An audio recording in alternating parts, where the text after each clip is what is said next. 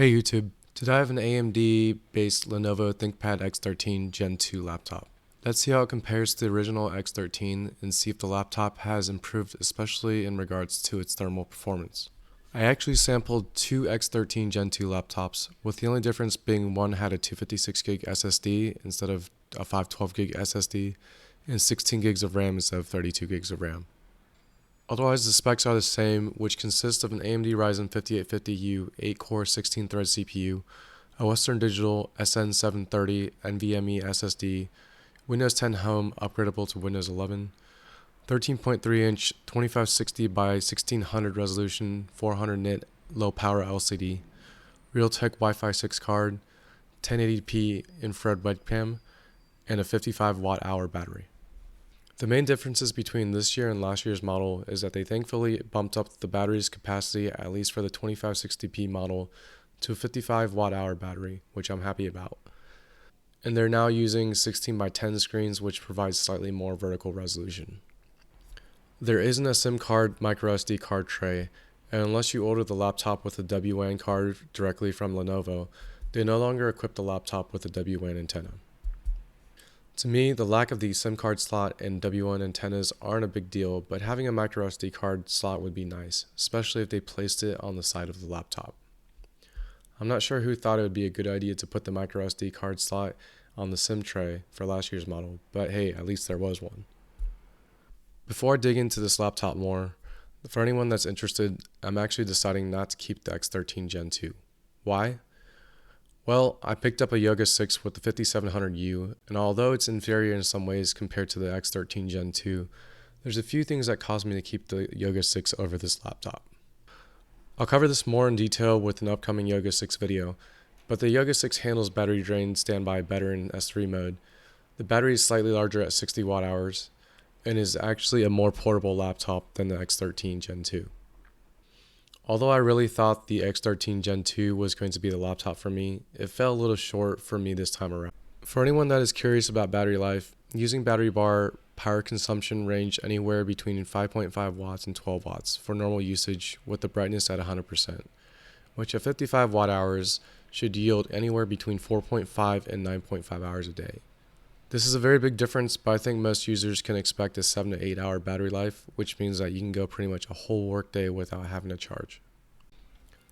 Connectivity remains more or less the same as the Gen 1, with two USB-C ports on the left side, an HDMI 2.0 port, two USB 3 ports, and a headphone mic combo jack.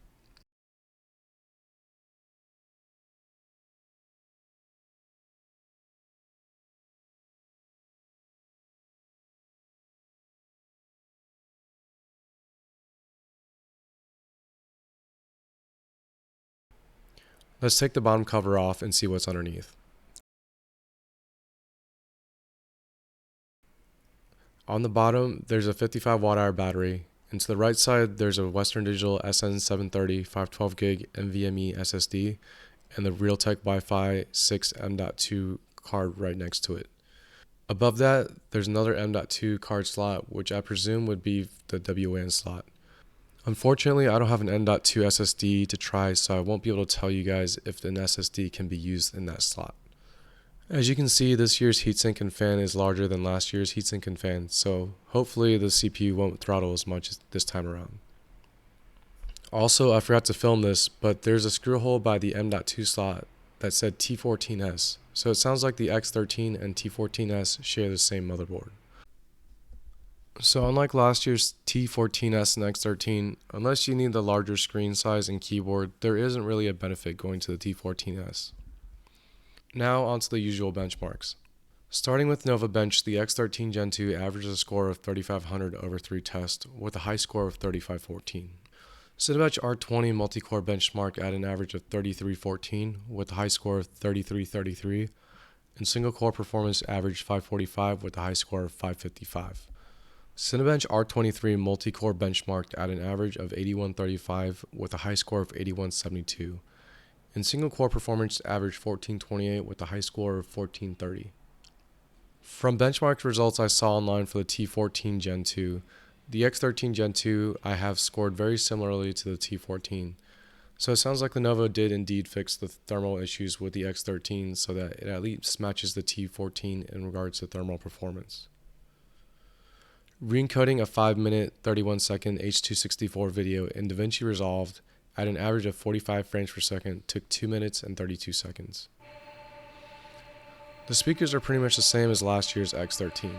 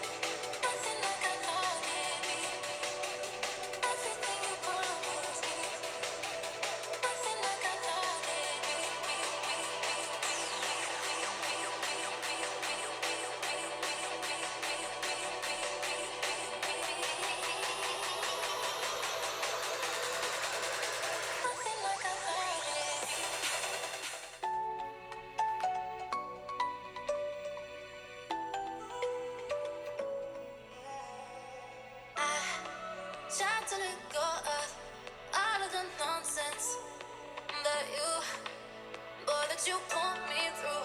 I give it up to you. I do it all for you. Maybe this feeling's overdue.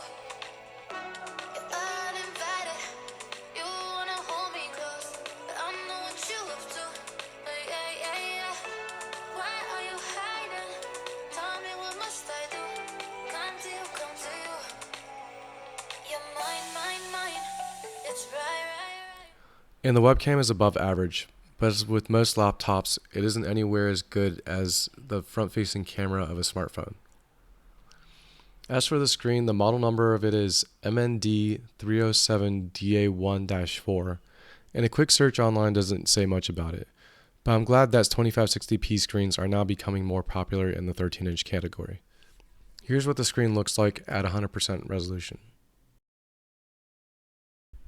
Hopefully this video helped you decide if the X13 is a good choice for you. Like, comment, subscribe, and I'll see you guys next time.